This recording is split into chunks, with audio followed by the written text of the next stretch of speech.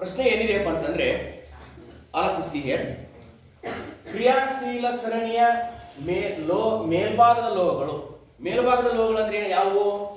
Potassium, K, sodium, Na, calcium, Ca, magnesium, Mg, aluminium, Al. ಮೇಲ್ಭಾಗದ ಲೋಹಗಳು ಇವು ಅತಿ ಹೆಚ್ಚಿನ ಕ್ರಿಯಾಕಾರಿ ಲೋಹಗಳಾಗಿವೆ. ಇವುಗಳನ್ನ ನಾವು ಕಾರ್ಬನ್ನಿನಿಂದ ಅಪಕರ್ಷಿಸಿ ಈ ಲೋಹಗಳನ್ನು ಉದ್ಧರಿಸುವುದು ಸಾಧ್ಯವಿಲ್ಲ. ಏಕೆಂದರೆ ಅಪಕರ್ಷಣೆ ಅಂದ್ರೆ ಏನು? ಅಪಕರ್ಷಣೆ ಅಂದ್ರೆ ಏನಪ್ಪ ಅಂತಂದ್ರೆ ಆಮ್ಲಜನಕವನ್ನ ಬೇರ್ಪಡಿಸೋದು ಅಥವಾ ಹೈಡ್ರೋಜನ್ ಅನ್ನ ಸೇರಿಸೋದು. ಈ ಲೋಹಗಳನ್ನ ಕಾರ್ಬನ್ನಿಂದ ಅಪಕರ್ಷಣೆ ಮಾಡುವುದು ಸುಲಭವಲ್ಲ. ಏಕೆಂದರೆ ಈ ಲೋಹಗಳು ಕಾರ್ಬನ್ನಿಗಿಂತ ಆಕ್ಸಿಜನ್ ಮೇಲೆ ಹೆಚ್ಚು ಆಕರ್ಷಿತವಾಗಿರುತ್ತವೆ. ಯಾರ ಮೇಲೆ ಆಕರ್ಷಿತವಾಗಿರುತ್ತವೆ? ಕಾರ್ಬನ್ನಿಗಿಂತ ಯಾರ ಮೇಲೆ? ಆಕ್ಸಿಜನ್ ಮೇಲೆ ಹೆಚ್ಚು ಆಕರ್ಷಣೆಯಾಗಿರುತ್ತವೆ. ಅರ್ಥ ಆಯ್ತಾ? ಹಾಗಾದ್ರೆ ಈ ಲೋಹಗಳನ್ನ ಕಾರ್ಬನ್ನಿನಿಂದ ಅಪಕರ್ಷಿಸುವುದು ಸಾಧ್ಯವಿಲ್ಲ. ನೀವು ಪರೀಕ್ಷೆಯಲ್ಲಿ ಈ ರೀತಿ ಪ್ರಶ್ನೆ ಕೇಳಬಹುದು. ಏನಪ್ಪ ಅಂತಂದ್ರೆ ಕ್ರಿಯಾಶೀಲ ಸರಣಿಯ ಮೇಲ್ಭಾಗದ ಲೋಹಗಳನ್ನ ಕಾರ್ಬನ್ನಿಂದ ಅಪಕರ್ಷಿಸಿ ಉದ್ಧರಿಸುವುದು ಸಾಧ್ಯವಿಲ್ಲವೇಕೆ? ಅವ ನೀವೇನು ಹೇಳ್ಬೇಕು ಅಂತಂದ್ರೆ ಕ್ರಿಯಾಶೀಲ ಸರಣಿಯ ಮೇಲ್ಭಾಗದ ಲೋಹಗಳು ಕಾರ್ಬನ್ನಿಗಿಂತ ಆಕ್ಸಿಜನ್ ಹೆಚ್ಚು ಆಕರ್ಷಣೆ ಮಾಡುತ್ತವೆ. ಆದ್ದರಿಂದ ಇವುಗಳನ್ನ ಕಾರ್ಬನ್ನಿನಿಂದ ಅಪಕರ್ಷಿಸಲು ಸಾಧ್ಯವಿಲ್ಲ. ಹಾಗಾದ್ರೆ ಇವುಗಳನ್ನ ಹೇಗೆ ಅಪಕರ್ಷಿಸಬೇಕು? ಇವುಗಳನ್ನ ವಿದ್ಯುತ್ ವಿಭಜನೀಯ ಕ್ರಿಯೆ. ಹೌದಾ? ಆ ಚಿತ್ರ ಯಾರಂತ ಹೇಳಿದ್ರೆ ನಮ್ಮ ವಿದ್ಯಾರ್ಥಿಗಳು ಹೇಳಿದ್ರು. ಆ ಚಿತ್ರ ಏನಂತಂದ್ರೆ ನೀವು ಲೋಹಗಳ ಶುದ್ಧೀಕರಣದ ವಿದ್ಯುತ್ ವಿಭಜನೆಯ ಕ್ರಿಯೆ ಅಲ್ವಾ? ಈ ಲೋಹಗಳನ್ನ ವಿದ್ಯುತ್ ವಿಭಜನೆ ಕ್ರಿಯೆಯಿಂದ ಏನ್ ಮಾಡಲಾಗುವುದು? ಶುದ್ಧೀಕರಿಸಲಾಗುವುದು. ವಿದ್ಯುತ್ ವಿಭಜನೆ ಏನಂತಪ್ಪ? ವಿದ್ಯುತ್ ವಿಭಜನೆ ಕ್ರಿಯೆಯಿಂದ ಶುದ್ಧೀಕರಿಸಲಾಗುವುದು. ಆದರೆ ಈ ಲೋಹಗಳನ್ನು ಹೇಗೆ ವಿದ್ಯುತ್ ವಿಭಜನೆ ಕ್ರಿಯೆ ಒಳಪಡಿಸ್ತಾರೆ? ಈ ಲೋಹಗಳ ಕ್ಲೋರೈಡ್ಗಳಿಂದ ಉದಾಹರಣೆಗೆ ಸೋಡಿಯಂ ಕ್ಲೋರೈಡ್, ಕ್ಯಾಲ್ಸಿಯಂ ಕ್ಲೋರೈಡ್, ಹೌದಾ, ಮೆಗ್ನೀಸಿಯಂ ಕ್ಲೋರೈಡ್, ಈ ರೀತಿ ಈ ಲೋಹಗಳ ಕ್ಲೋರೈಡ್ಗಳಿಂದ ಲೋಹಗಳನ್ನು ಪ್ರತ್ಯೇಕಿಸಲಾಗುವುದು. ಹೌದಾ? ಹೇಗೆ ಅಂತಂದ್ರೆ ಉದಾಹರಣೆ ಸೋಡಿಯಂ ಕ್ಲೋರೈಡ್ ಇದೆ. ಇದು ವಿದ್ಯುತ್ ವಿಭಜನೆ ಕ್ರಿಯೆಗೆ ಅಥವಾ ನೀರಿನಲ್ಲಿ ಹಾಕಿದಾಗ ಏನಾಯ್ತು? Na+Cl-. ಹೌದಾ? ಈಗ ಕ್ಯಾಥೋಡ್ ಕಡೆಗೆ ಅಲ್ಲಿ ಇದರಲ್ಲಿ ಕೊಟ್ಟಿದ್ದಾರೆ ನೋಡಿ, ಋಣಾಗ್ರದಲ್ಲಿ. ಓಕೆ, ಇಲ್ಲಂತೆ ಋಣಾಗ್ರ ಅಂದ್ರೆ ಇಲ್ಲಿ ಏನಿದೆ? ಕ್ಯಾಥೋಡ್ ಇದೆ.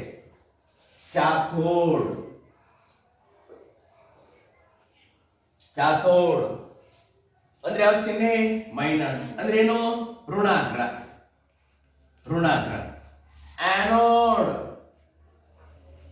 ಆನೋಡ್ ಅಂದ್ರೆ ಧನಾಗ್ರ. ಹೌದಾ? ಈಗ ಇಲ್ಲಿ ವಿದ್ಯಾರ್ಥಿಗಳೇ, ಹಾಗಾದ್ರೆ ಇಲ್ಲಿ Na+Cl- ಬಂದತಿ. ಋಣಾಗ್ರದಲ್ಲಿ ಯಾವ ಸಂಗ್ರಹ ಆಗತಿ? ಧನಾಗ್ರದಲ್ಲಿ ಯಾವ ಸಂಗ್ರಹ ಆಗತಿ? ಈಗ ಇವನ್ನ ನಾನು NaCl ಸೋಡಿಯಂ ಕ್ಲೋರೈಡ್ ಇದೆಯಲ್ಲ, ಈ ಸೋಡಿಯಂ ಕ್ಲೋರೈಡ್ ನಿಂದ ಸೋಡಿಯಂ ಬೇರೆ ಕ್ಲೋರಿನ್ ಬೇರೆ ಮಾಡ್ಬೇಕಾಗಿತ್ತು. ನಮಗೆ ಸೋಡಿಯಂ ಬೇಕಾಗಿತ್ತು. ಲೋಹಗಳ ಉದಾಹರಣೆ ಅಂದ್ರೆ ಏನು? ಅವುಗಳ ಅದರಿಂದ ಲೋಹಗಳನ್ನ ಪ್ರತ್ಯೇಕಿಸ್ತಕ್ಕಂಥ ಕ್ರಿಯೆ. ಹೌದಾ? ಇದನ್ನ ನಾವು ವಿದ್ಯುತ್ ವಿಭಜನೆ ಕ್ರಿಯೆ ಮೂಲಕ ನಾವು ಪ್ರತ್ಯೇಕ ಮಾಡ್ತಾ ಇದ್ದೀವಿ ಅಲ್ವಾ? ಸೋಡಿಯಂ ಅನ್ನ ಪ್ರತ್ಯೇಕ ಮಾಡ್ಬೇಕಾಗಿತ್ತು. ಇದನ್ನ ನೀರಿನಾಗ ಹಾಕಿದಾಗ ಏನಾಯ್ತು? Na+ ಮತ್ತು Cl- ಬಂತು. ಹಾಗಾದ್ರೆ ವಿದ್ಯುತ್ ವಿಭಜನೆ ಕ್ರಿಯೆಗೆ ಒಳಪಡಿಸಿದಾಗ ವಿದ್ಯುತ್ ವಿಭಜನೆಯಲ್ಲಿ ಎಷ್ಟು ಇದು ಇರ್ತದವೆ? ವಿದ್ಯುತ್ ಅಗ್ರಗಳು ಇರ್ತದವೆ. ಈ ಕಡೆ ನಾ ಚಿತ್ರ ಬರ್ದ ನೋಡ್ರಿ, ಕಾಣಿಸ್ತಾ ಇದೆಯಲ್ಲ? ಓಕೆ, ಈ ಚಿತ್ರ ನೋಡ್ರಿ ವಿದ್ಯಾರ್ಥಿಗಳೇ. ಇಲ್ರಿ, ಇದು ಒಂದು ವಿದ್ಯುತ್ ವಿಭಜನೆಯ ಲೋಹದ ಶುದ್ಧೀಕರಣದ ಚಿತ್ರ ಇದೆ. ಇಲ್ಲ ನೋಡ್ರಿ, ಒಂದು ಕ್ಯಾಥೋಡ್ ಇದೆ. ಯಾವ ಚಿಹ್ನೆ ಅದು? ಮೈನಸ್. ಇನ್ನೊಂದು ವಿದ್ಯುತ್ ಅಗ್ರ ಯಾವ್ದಿದೆ? ಆನೋಡ್ ಇದೆ. ಇದು ಯಾವ ಚಿಹ್ನೆ? ಪ್ಲಸ್. ಇಲ್ಲಿ ಬ್ಯಾಟರಿ ಅಂದ್ರೆ ವಿದ್ಯುತ್ ಕೋಶವನ್ನ ಅದನ್ನ ಜೋಡಿಸಿದೀವಿ. ಇಲ್ಲಿ ಲೋಹದ ಸಲ್ಫೇಟ್ ಅನ್ನ, ಲೋಹದ ಲವಣವನ್ನು ಇಲ್ಲಿ ಹಾಕಿದೀವಿ. ವಿದ್ಯುತ್ ವಿಭಜನೆ ಕ್ರಿಯೆಗೆ ಒಳಪಡಿಸಿದಾಗ ನೋಡ್ರಿ, ಕ್ಯಾಥೋಡ್ ಕಡೆಗೆ ಲೋಹದ ಧನ ಅಯಾನುಗಳು ಇಲ್ಲಿ ಬರಬೇಕು. ಯಾರ ಕಡೆಗೆ ಋಣ ಅಯಾನುಗಳು ಸಂಗ್ರಹ ಆಗ್ತದೆ. ಹಾಗಾದ್ರೆ ಲೋಹ ಎದ್ರ ಮೇಲೆ ಸಂಗ್ರಹ ಆಗಿದೆ? ಇಲ್ಲಿ ಕ್ಯಾಥೋಡ್ ಮೇಲೆ ಸಂಗ್ರಹ ಆಗಿದೆ. ಇಲ್ಲಿ ಕೂಡ ಹಾಗಾದ್ರೆ ಈ ಕಡೆ ನೋಡಿ ವಿದ್ಯಾರ್ಥಿಗಳು, ಈ ಕಡೆ ತೋರಿಸ್ತೀನಿ ನೋಡ್ರಿ. ನಮ್ಮ ರಾಸಾಯನಿಕ ಸಮೀಕರಣದ ನೋಡ್ರಿ, ಈ ಕಡೆ ನೋಡ್ರಿ. ಈಗ ನಿಮ್ಗೆ ಅರ್ಥ ಆಗುತ್ತೆ. ಈಗ ನೀವು ಹೇಳ್ತೀರಿ ಇದನ್ನ ಉತ್ತರನ ಏನಪ್ಪಾ ಅಂತಂದ್ರೆ, ಇಲ್ಲಿ ಸೋಡಿಯಂ ಕ್ಲೋರೈಡ್ ವಿದ್ಯುತ್ ವಿಭಜನೆ ಕ್ರಿಯೆಗೆ ಒಳಪಡಿಸಿದಾಗ Na ಪ್ಲಸ್ ಮತ್ತು Cl ಮೈನಸ್ ಆಗಿದೆ. ಹಾಗಾದ್ರೆ ಕ್ಯಾಥೋಡ್ ಅಂದ್ರೆ ಯಾವ ಚಿಹ್ನೆ ಇದೆ? ಮೈನಸ್, ಋಣಾಗ್ರ. ಹಾಗಾದ್ರೆ ಇದ್ರ ಕಡೆಗೆ Na ಪ್ಲಸ್ ಒಂದ್ ಸಂಗ್ರಹ ಆಗುತ್ತೋ, Cl ಮೈನಸ್ ಒಂದ್ ಸಂಗ್ರಹ ಆಗುತ್ತೋ? ಇಲ್ಲಿ ಮೈನಸ್ ಇದೆ, ಇಲ್ಲಿ ಮೈನಸ್ ಇದೆ. ವಿರುದ್ಧ ವಿದ್ಯುತ್ ಅಯಾನುಗಳು ಅಂಟಿಕೊಳ್ತದವೆ. ಯಾವ್ದು ಬಂದು ಸಂಗ್ರಹ ಬೇಕು? Na plus. ಸೋಡಿಯಂನ ಧನ ಅಯಾನುಗಳು ಬಂದು ಸಂಗ್ರಹ ಆಗಬೇಕು. ಹಾಗಾದ್ರೆ ಆನೋಡ್ ಮೇಲೆ ಏನ್ ಸಂಗ್ರಹ ಆಗಬೇಕು? ಯಸ್, ಆನೋಡ್ ಮೇಲೆ Cl ಮೈನಸ್ ಕ್ಲೋರೈಡ್ ಅಯಾನುಗಳು ಬಂದು ಸಂಗ್ರಹ ಆಗಿದವೆ. ಹೌದಾ? ಇದು ಇನ್ನೊಂದು ಬರೆಯೋಣ, ಎಕ್ಸಾಮ್ ಏನ್ ಕೇಳ್ತಾರ ಅಂದು. ಎಸ್, ಪ್ರಶ್ನೆ ಏನಪ್ಪ ಅಂತಂದ್ರೆ, ಕ್ರಿಯಾಶೀಲ ಸರಣಿಯ ಮೇಲ್ಭಾಗದ ಲೋಹಗಳ ಉದ್ದರಿಸುವಿಕೆಯನ್ನು ವಿವರಿಸಿ. ಇಲ್ಲಿ ಕೇಳಿ, ಕ್ರಿಯಾಶೀಲ ಸರಣಿಯ ಮೇಲ್ಭಾಗದ ಲೋಹಗಳು ಅಪಕರ್ಷಿಸುವುದು ಸಾಧ್ಯವಿಲ್ಲ, ಏಕೆಂದರೆ ಇವು ಕಾರ್ಬನ್ಗಿಂತ ಆಕ್ಸಿಜನ್ನ ಮೇಲೆ ಹೆಚ್ಚು ಆಕರ್ಷಣೀಯವಾಗಿವೆ. ಆದ್ದರಿಂದ ಇವುಗಳನ್ನ ವಿದ್ಯುತ್ ವಿಭಜನೆ ಕ್ರಿಯೆ ಒಳಪಡಿಸಿ ಶುದ್ಧೀಕರಿಸಲಾಗುವುದು. ಇದು ಒಂದೇ ಪಾಯಿಂಟ್ ಬರೆಯತಕ್ಕಂಥದ್ದು. ನೆಕ್ಸ್ಟ್ ಈ ಸಮೀಕರಣ ಬರೆದ್ಬಿಟ್ರೆ ಮುಗಿದು. ನಂತರ ಅವುಗಳನ್ನ ಕ್ಲೋರೈಡ್ಗಳಿಂದ ಆ ಲೋಹಗಳನ್ನ ಪ್ರತ್ಯೇಕ ಮಾಡಲಾಗುವುದು. ಇಷ್ಟೇ, ಎರಡೇ ಪಾಯಿಂಟ್. ಓಕೆ, ಬರ್ಕಡೆ.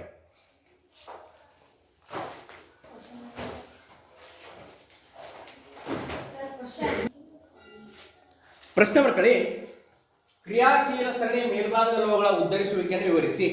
ಆಯ್ತಾ? ಕ್ರಿಯಾಶೀಲ ಸರಣಿಯ ಮೇಲ್ಭಾಗದ ಲೋಹಗಳ ಉದ್ದರಿಸುವಿಕೆಯನ್ನು ವಿವರಿಸಿ.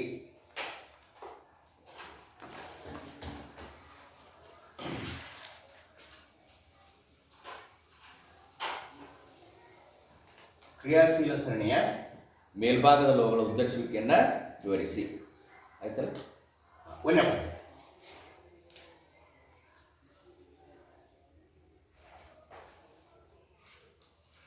ಕ್ರಿಯಾಶೀಲ ಸರಣಿಯ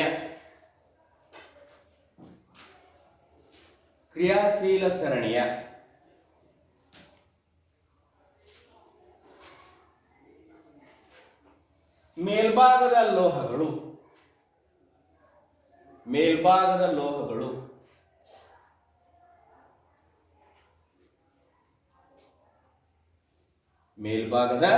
ಲೋಹಗಳು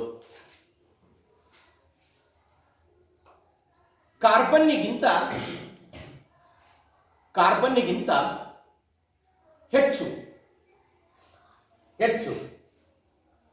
ಆಕ್ಸಿಜನ್ ಕಡೆಗೆ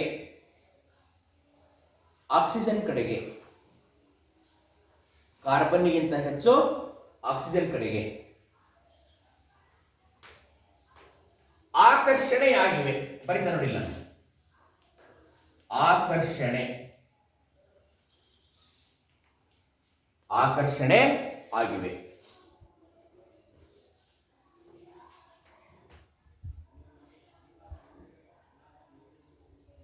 ಕಾರ್ಬನ್ಗಿಂತ ಹೆಚ್ಚು ಆಕ್ಸಿಜನ್ ಕಡೆಗೆ ಹೆಚ್ಚು ಆಕರ್ಷಣೀಯವಾಗಿವೆ.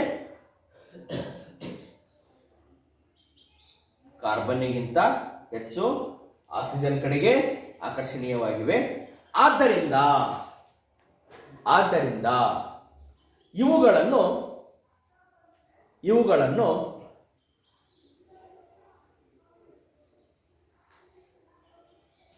ಕಾರ್ಬನ್ನಿನಿಂದ ಅಪಕರ್ಷಿಸಲು ಸಾಧ್ಯವಿಲ್ಲ. ಕಾರ್ಬನ್ನಿನಿಂದ ಬರೀತಾ ನೋಡಿ, ಕಾರ್ಬನ್ನಿನಿಂದ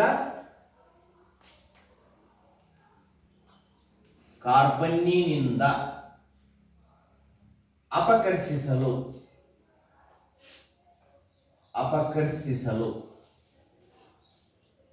ಸಾಧ್ಯವಿಲ್ಲ. ಕಾರ್ಬನ್ನಿಂದ ಅಪಕರ್ಷಿಸಲು ಸಾಧ್ಯವಿಲ್ಲ.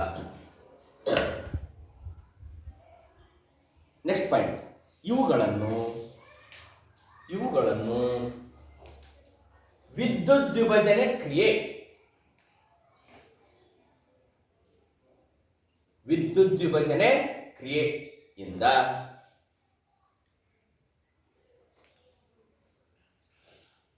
ಅಪಕರ್ಷಿಸಲಾಗುವುದು.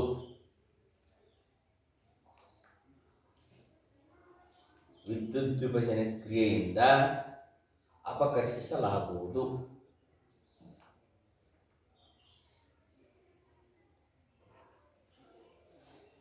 ಆಯ್ತಾ? ವಿದ್ಯುದ್ವಿಭಜನೆ ಕ್ರಿಯೆಯಿಂದ ಅಪಕರ್ಷಿಸಲಾಗುವುದು. ಆಯ್ತನಪ್ಪ? Next point.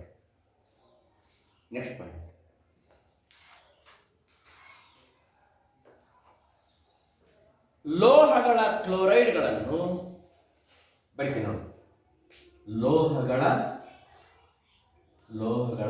ಕ್ಲೋರೈಡ್ಗಳನ್ನು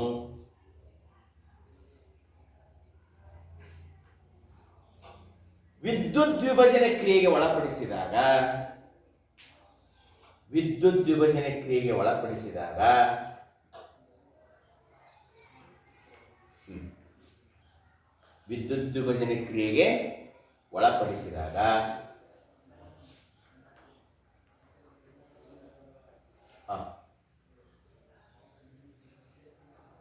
ನೋಡ್ರಿ, ಧನ ಅಯಾನುಗಳು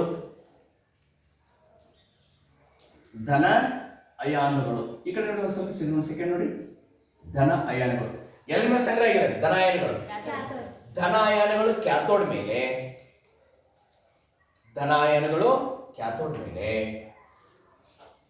ಇದು ಋಣ ಅಯಾನುಗಳು ಯಾವ್ದ್ರ ಮೇಲೆ? ಆನೋಡ್ ಮೇಲೆ. ಋಣ ಅಯಾನುಗಳು ಆನೋಡ್ ಮೇಲೆ ಸಂಗ್ರಹವಾಗುತ್ತವೆ ಅಂತ ಇಷ್ಟು ಬರೆದು ನೀವು ಇಲ್ಲಿಂದ ಇಲ್ಲಿವರೆಗೆ ನಾನೇನು ಬರ್ದೇವಲ್ಲ ಸಮೀಕರಣ ಬರ್ದೇವಲ್ಲ, ಇದು ಈ ಮೂರನ್ನೂ ಬರ್ಕೋಬೇಕು.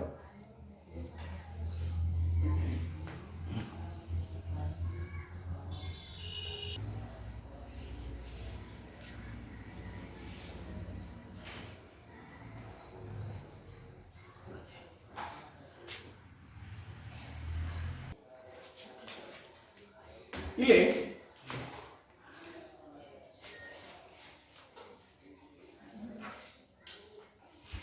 ಈ ಕಡೆ ನೋಡಿ ವಿದ್ಯಾರ್ಥಿಗಳೇ, ಆರಂಭಿಸಿಯೇ ಬೆಳ್ಳಿ ವಸ್ತುಗಳು ಸ್ವಲ್ಪ ದಿನ ಆದ ನಂತರ ಕಪ್ಪಾಗ್ತದೆ, ಗೊತ್ತಲ್ಲ? ಕಪ್ಪು ಪದರ ಉಂಟಾಗತ್ತೆ. ಯಾಕೆ ಹಂಗಾಯ್ತು? ಪರೀಕ್ಷೆಯಲ್ಲಿ ಇದೇ ಪ್ರಶ್ನೆ ಕೇಳಿದ್ದು ಸಾಕಷ್ಟು ಬಾರಿ. ಬೆಳ್ಳಿಯ ವಸ್ತುಗಳು, ಗಾಳಿಗೆ ತೆರೆದಷ್ಟ ಬೆಳ್ಳಿಯ ವಸ್ತುಗಳ ಮೇಲೆ ಕಪ್ಪು ಪದರ ಉಂಟಾಗುತ್ತದೆ, ಕಾರಣ ಕೊಡಿ. ಇದಕ್ಕೇನು ಉತ್ತರ ನಿಮ್ದು? ಇದು ಒಂದು ಪ್ರಶ್ನೆ ನೋಡಿ. ಆಮೇಲೆ ನಾನು ಎಕ್ಸ್ಪ್ಲೇನ್ ಮಾಡಿದ ಮೇಲೆ ನೀವು ಉತ್ತರ ಹೇಳ್ತೀರಿ. ಗಾಳಿಗೆ ತೆರೆದಿಟ್ಟ ತಾಮ್ರದ ಪಾತ್ರೆಗಳು, ತಾಮ್ರದ ಕೊಡ ಆಗಿರ್ಬೋದು, ತಾಮ್ರದ ಪಾತ್ರೆಗಳಾಗಿರ್ಬೋದು, ಓಕೆ, ತಾಮ್ರದ ಪೂಜಾ ಸಾಮಗ್ರಿಗಳಾಗಿರ್ಬೋದು, ಅದ್ರ ಮೇಲೆ ಒಂಥರ ಹಸಿರು ಬಣ್ಣ ಹೊದಿಕೆ ಕಣ್ಣ ಕಾಣಿಸ್ತದೆ. ಹಸಿರು ಬಣ್ಣ ಕಾಣೋದಲ್ವಾ? ಹಸಿರು ಪದಾರ್ಥ ಕಾಣೋದಲ್ಲ, ದಪ್ಪನಾದ ಹಸಿರು ಪದಾರ್ಥ ಯಾಕತಿ? ಇದೊಂದು ಪ್ರಶ್ನೆ. ಕಬ್ಬಿಣ, ಗಾಳಿ ತೆರೆದಿಟ್ಟ ಕಬ್ಬಿಣದ ಮೇಲೆ ಕಂದು ಬಣ್ಣದ ಪುಡಿಯದ ಕಂದು ಬಣ್ಣದ ಚಕ್ಕೆ ಅಂಟಿಗೆ ಯಾಕತಿ? ಈಗ ನಿಮ್ಮ ಪ್ರಶ್ನೆ, ನನ್ನ ಪ್ರಶ್ನೆ ಉತ್ತರ ಸಿಗುತ್ತೆ ನೋಡಿ. ಬೆಳ್ಳಿಯ ಮೇಲೆ ಗಾಳಿಯಲ್ಲಿರ್ತಕ್ಕಂಥ ಸಲ್ಫರ್ ವರ್ತನೆ ಮಾಡಿ ಏನ್ ಕೊಡುತ್ತೆ? ಬೆಳ್ಳಿಯ ಸಲ್ಫೈಡ್ ಕೊಡುತ್ತದೆ. ಆದ್ದರಿಂದ ಬೆಳ್ಳಿಯ ಮೇಲೆ ಯಾವ ಪದರ ಉಂಟಾತೋ ಕಪ್ಪು ಪದರ ಉಂಟಾಗುತ್ತದೆ. ಹಿಂಗೆ ಬರಿಬೇಕು ಪರೀಕ್ಷೆಗೆ. ಏನಂತಂದ್ರೆ, ಬೆಳ್ಳಿ ಗಾಳಿಯಲ್ಲಿರುವ ಸಲ್ಫರ್ ಜೊತೆಗೆ ವರ್ತಿಸಿ ಅದರ ಮೇಲೆ ಗಾಳಿಯಲ್ಲಿನ ಸಲ್ಫರ್ ಜೊತೆಗೆ ವರ್ತಿಸಿ ಬೆಳ್ಳಿಯ ಸಲ್ಫೈಡ್ ಉಂಟು ಮಾಡುತ್ತದೆ. ಹಾಗಾದ್ರೆ ಅದರ ಮೇಲೆ ಯಾವ ಪದರ ಉಂಟಾತೋ ಕಪ್ಪು ಪದರ ಉಂಟಾಗುತ್ತದೆ. ನಂತರ ತಾಮ್ರದ ಮೇಲೆ ಯಾಕೆ ಹಸಿರು ಬಣ್ಣ ಮೂಡಿತೈತಿ? ದಪ್ಪನಾದ ಹಸಿರು ಪದಾರ್ಥ ಯಾಕೆ ಮೂಡಿತೈತಿ? ತಾಮ್ರ ತೇವಾಂಶದೊಂದಿಗೆ ವರ್ತಿಸಿ ಮತ್ತು ಕಾರ್ಬನ್ ಡೈಆಕ್ಸೈಡ್ ನೊಂದಿಗೆ ವರ್ತಿಸಿ ತಾಮ್ರದ ಕಾರ್ಬನೇಟ್ ಉಂಟು ಮಾಡುತ್ತದೆ. ಆ ತಾಮ್ರದ ಕಾರ್ಬನೇಟ್ ಯಾವ ಪದರವಾಗಿ ಕಾಣಿಸುತ್ತೆ? ಹಸಿರು ಪದರವಾಗಿ ಕಾಣಿಸುತ್ತದೆ. ಕಬ್ಬಿಣ ತೇವಾಂಶದೊಂದಿಗೆ ಗಾಳಿಯೊಂದಿಗೆ ವರ್ತಿಸಿ ತುಕ್ಕು ಹಿಡಿಯುತ್ತದೆ. ಇಷ್ಟು ಬರೋದು ಸಾಕು. ಒಂದೊಂದೇ ಪ್ರಶ್ನೆ ಕೇಳ್ತಾರೆ, 3 ಕೇಳೋದಿಲ್ಲ. ಅರ್ಥ ಆಗುತ್ತಾ? ಇದನ್ನೇ ಏನಂತ ಕರೀತಾರೆ? ಸಂಕ್ಷಾರಣ ಅಂತ ಕರೀತಾರೆ. ಇದನ್ನೇನಂತ ಕರೀತಾರೆ? ಸಂಕ್ಷಾರಣ ಅಂತ ಕರೀತಾರೆ. ಪ್ರಶ್ನೆ ಬರ್ತಾರೆ, ಸಂಕ್ಷಾರಣ ಎಂದರೇನು? ಸಂಕ್ಷಾರಣ ಎಂದರೇನು?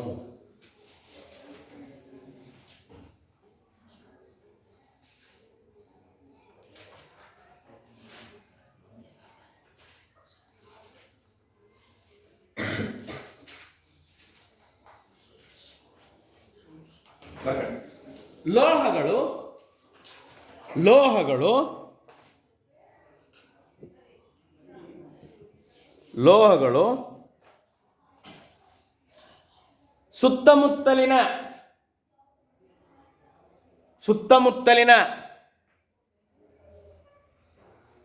ವಾತಾವರಣದೊಂದಿಗೆ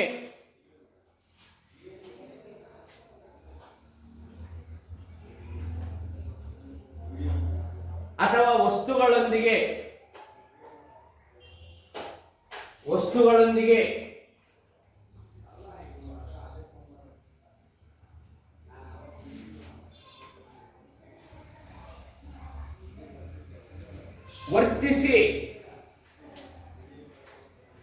ವರ್ತಿಸಿ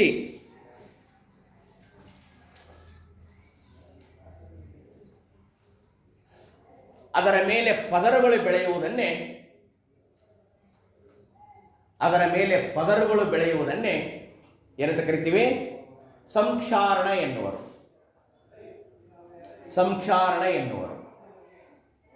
ಹೌದಾ?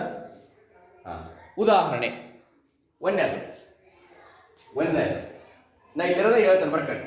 ಒಂದನೇದು ಉದಾಹರಣೆ 1 ಇಲ್ಲಿದೆ.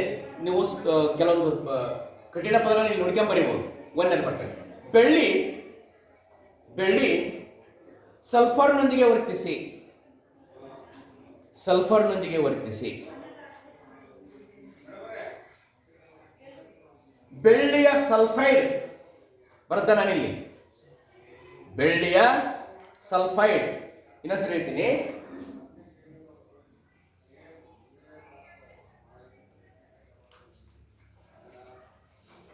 ಬೆಳ್ಳಿಯ ಸಲ್ಫೈಡ್ ಇನ್ನೊಂದ್ಸರಿ ಹೇಳ್ತೀನಿ. ಬೆಳ್ಳಿ ಸಲ್ಫರ್ನೊಂದಿಗೆ ವರ್ತಿಸಿ ಏನ್ ಕೊಡ್ತಪ್ಪ? ಬೆಳ್ಳಿಯ ಸಲ್ಫೈಡ್ ಕೊಡುತ್ತದೆ. ಅದು ಕಪ್ಪು ಪದರ ಉಂಟು ಮಾಡುತ್ತದೆ. ಅದು ಯಾವ ಪದರ ಉಂಟು ಮಾಡುತ್ತೋ? ಕಪ್ಪು ಪದರ ಉಂಟು ಮಾಡುತ್ತದೆ. ಎರಡನೇದು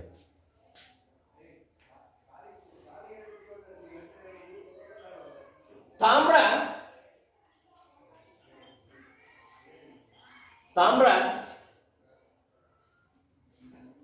ಎರಡನೇದು ತೇವಾಂಶದೊಂದಿಗೆ ವರ್ತಿಸಿ ಮತ್ತೆ ಅದರಲ್ಲಿ ಗೊತ್ತಾರೆ ಮಾಡ್ತೀವಿ. ಕಾರ್ಬನ್ ಡೈಆಕ್ಸೈಡ್ ಏನಂತ ಕರಿತೀವಿ ನಾವು? CO2. ತೇವಾಂಶದೊಂದಿಗೆ ವರ್ತಿಸಿ CO2 ನೊಂದಿಗೆ ವರ್ತಿಸಿ ಏನ್ ಕೊಡ್ತು? ತಾಮ್ರದ ಕಾರ್ಬನೇಟ್ ಕೊಡುತ್ತದೆ.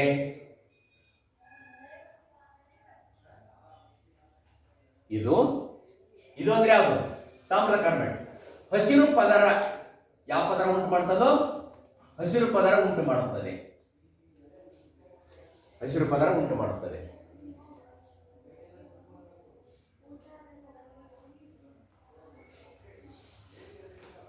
ಕಬ್ಬಿಣ ತೇವಾಂಶದೊಂದಿಗೆ ವರ್ತಿಸಿ ತುಕ್ಕು ಹಿಡಿಯುತ್ತದೆ.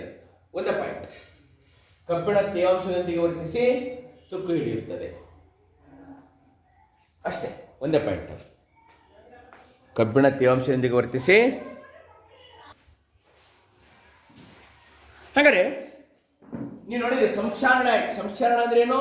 ವಸ್ತುಗಳು ಗಾಳಿಯಲ್ಲಿರ್ತಕ್ಕಂಥ ಏನು ಕಾರ್ಬನ್ ಡೈಆಕ್ಸೈಡ್, ಮತ್ತೇನಪ್ಪ ಆಕ್ಸಿಜನ್, ಮತ್ತೇನು ತೇವಾಂಶದೊಂದಿಗೆ ವರ್ತಿಸಿ ವಸ್ತುಗಳು ಹಾಳಾಗೋಗ್ತಾ ಇದಾವೆ. ಯಾವ ಹಾಳಾಗ್ತಾ ಹೋಗ್ತದವೆ? ಕಬ್ಬಿಣ ತುಕ್ಕಿಡ್ತೈತಿ, ತಾಮ್ರದ ಮೇಲೆ ಎಂಥ ಪದರ ಉಂಟಾಗ್ತೈತಿ? ಹಸಿರು ಪದರ ಉಂಟಾಗ್ತೈತಿ. ಬೆಳೆಯ ಮೇಲೆ ಕಪ್ಪು ಪದರ ಉಂಟಾಕೈತಿ. ಬೆಳೆಯ ಮೇಲೆ ಇರ್ತಕ್ಕಂಥ ಪದರ ಯಾವುದು? ಕಪ್ಪು ಪದರ. ಬೆಳ್ಳಿಯ ಸಲ್ಫೈಡ್. ತಾಮ್ರದ ಮೇಲೆ ಇರ್ತಕ್ಕಂಥ ಹಸಿರು ಪದರ ಯಾವುದು? ತಾಮ್ರದ ಕಾರ್ಬನೇಟ್. ಇದೇ ತರ ಪ್ರಶ್ನೆ ಕೇಳಿದ್ದಾರೆ, ನೆನಪಿಟ್ಕೊಳ್ಳಿ. ಹಾಗಾದ್ರೆ ತಡೆ ಹಿಡಿಬೇಕಲ್ಲ, ಹೇಗೆ ತಡೆ ಹಿಡಿಬೇಕು? ಬಣ್ಣ ಹಚ್ಚುವುದು, ಗ್ರೀಸ್ ಹಚ್ಚೋದು, ಅದರ ಮೇಲೆ ಗ್ಯಾಲ್ವನೀಕರಣ, ಕ್ರೋಮಿಯಂ ಲೇಪನ, ಮಿಶ್ರಲೋಹ ತಯಾರಿಕೆ. ಇಷ್ಟೇ ಪಾಯಿಂಟ್ಸ್ ಬರೆದ್ರೆ ಸಾಕು. ಸೊ ನಾ ಗ್ಯಾಲ್ವನೀಕರಣ ಅಂತ ಹೇಳಿದೆ. ಗ್ಯಾಲ್ವನೀಕರಣ ಎಂದರೇನು ಅಂತ ಒಂದಂಕದ ಪ್ರಶ್ನೆ ಬರ್ಬೋದು. ಈ ಕಬ್ಬಿಣ ಮತ್ತು ಉಕ್ಕು ತುಕ್ಕು ಹಿಡಿಯದ ಹಾಗೆ ಅದರ ಮೇಲೆ ಸತುವಿನ ಲೇಪನ ಮಾಡುವುದನ್ನೇ ಏನಂತ ಕರೀತಾರೆ? ಗ್ಯಾಲ್ವನೀಕರಣ ಅಂತ ಕರೀತಾರೆ. ಏನಂತ ಕರೀತಾರಂತೆ? ಗ್ಯಾಲ್ವನೀಕರಣ.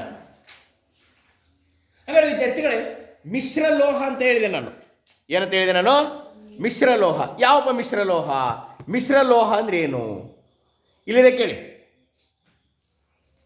ಲೋಹ ಮತ್ತು ಅಲೋಹಗಳ ಸಮರೂಪ ಮಿಶ್ರಣವೇ ಮಿಶ್ರಲೋಹ.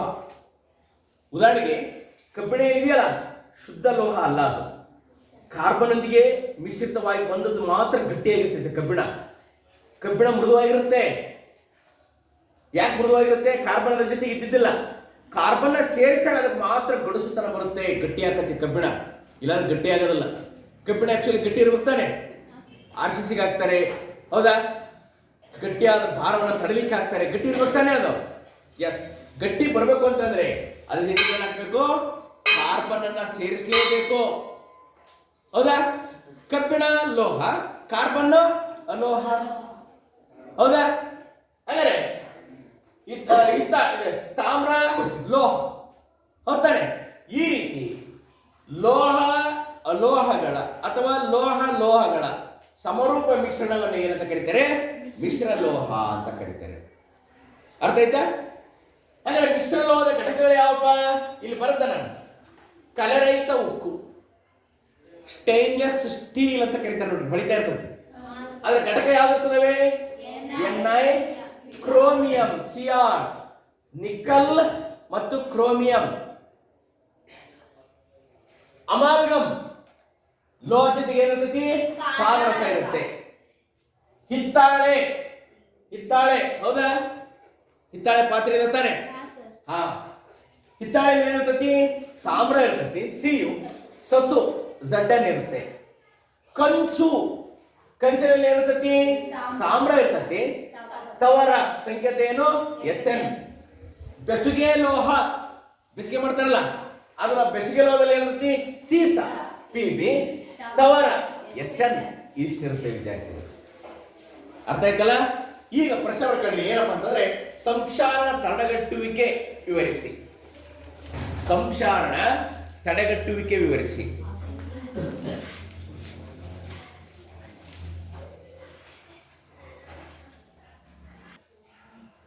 ಪ್ರಶ್ನೆ ಏನಪ್ಪಾ ಅಂದ್ರೆ, ಈಗ ಹೇಳ್ತೀನಿ ಕೇಳಿಸ್ಕೊಳ್ಳಿ.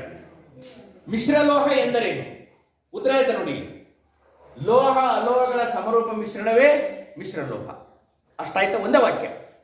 ಏನಪ್ಪಾ ಅಂದ್ರೆ ಘಟಕಗಳು, ಇದು ಕ್ರಮ ಸಂಖ್ಯೆ, ಇಲ್ಲಿ ವಿವರ ಅಂತ ಬರ್ತೇನೆ. ಏನ್ ವಿವರ?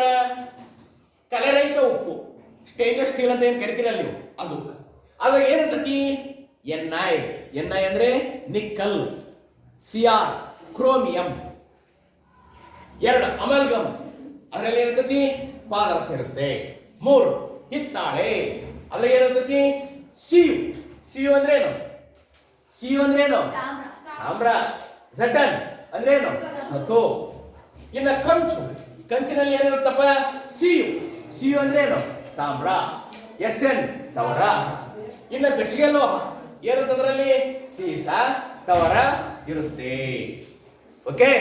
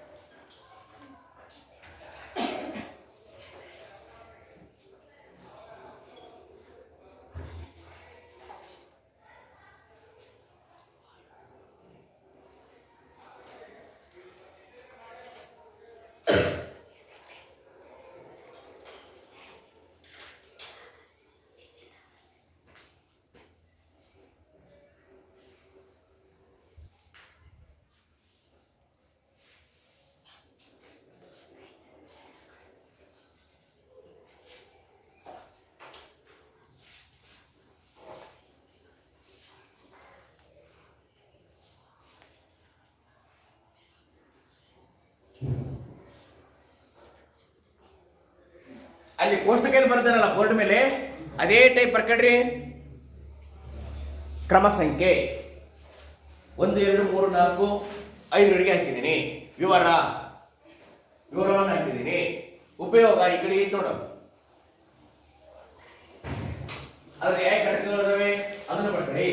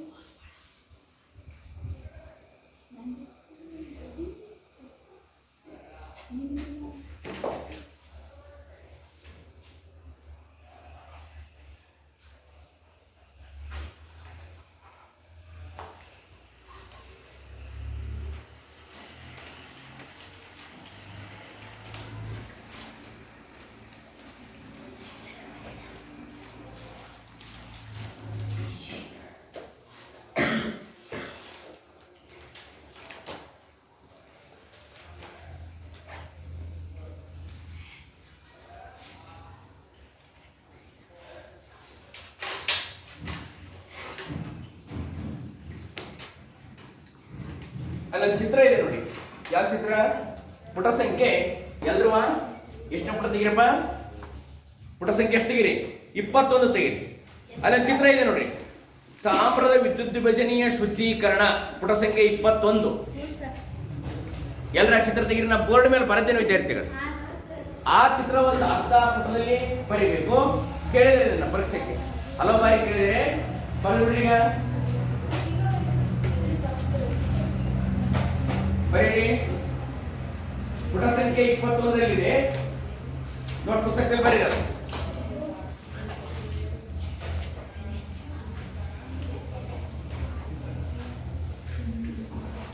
ಪೆನ್ಸಿಲ್ ಸ್ಕೇಲ್ ತರ ನೀಟಾಗಿ ಬರೀರಿ.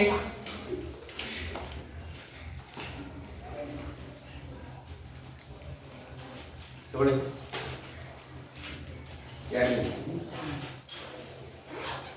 ಪುಟ ಸಂಖ್ಯೆ 21ರಲ್ಲಿದೆ. ಅಲ್ಲಿ ತಾಮ್ರದ ಧನಾಯನ ಯಾವ ಕಡೆ ಹೊರಟಿದೆ? ಕ್ಯಾಥೋಡ್ ಕಡೆ ಹೊರಟಿದೆ. ಯಾಕೆ ಅಂದ್ರೆ ಕ್ಯಾಥೋಡ್ ಋಣ ವಿದ್ಯುತ್ ಅಂಶವನ್ನು ಹೊಂದಿದೆ. ಆದ್ದರಿಂದ ಕ್ಯಾಥೋಡ್ ಅಯಾನ್ಗಳು ಋಣಾಗ್ರದ ಮೇಲೆ ಸಂಗ್ರಹವಾಗ್ತದವೆ. ಅರ್ಥ ಆಯ್ತಲ್ಲ? ಕ್ಯಾಥೋಡ್ ಅಯಾನುಗಳು ಋಣಾಗ್ರದ ಮೇಲೆ ಸಂಗ್ರಹ ಆಗ್ತಾ ಇದೆ. ನಂತರ ಅದನ್ನ ಪ್ರತ್ಯೇಕಿಸಿ ಹೊರತೆಗಿತಾರೆ. ಅವಾಗ ತಾಮ್ರವನ್ನು ನಾವು ಶುದ್ಧೀಕರಿಸಿದಂತೆ ಆಗುತ್ತೆ. ಅರ್ಥ ಆಯ್ತಲ್ಲ? ಅದನ್ನ ಅರ್ಥ ಮಾಡ್ಕೊಂಡು ಬರೀಬೇಕು ವಿದ್ಯಾರ್ಥಿಗಳಲ್ಲಿ. ಓಕೆ, 2 ಕಡ್ಡಿ ಟೈಪ್ ಇದಾವಲ್ಲ, ಅವೇನವು ವಿದ್ಯುತ್ ದಾಖಲೆಗಳು. ಅದಕ್ಕೆ ಬ್ಯಾಟರಿಯ ಸಹಾಯದಿಂದ ಅಥವಾ ವಿದ್ಯುತ್ ಕೋಶದ ಸಹಾಯದಿಂದ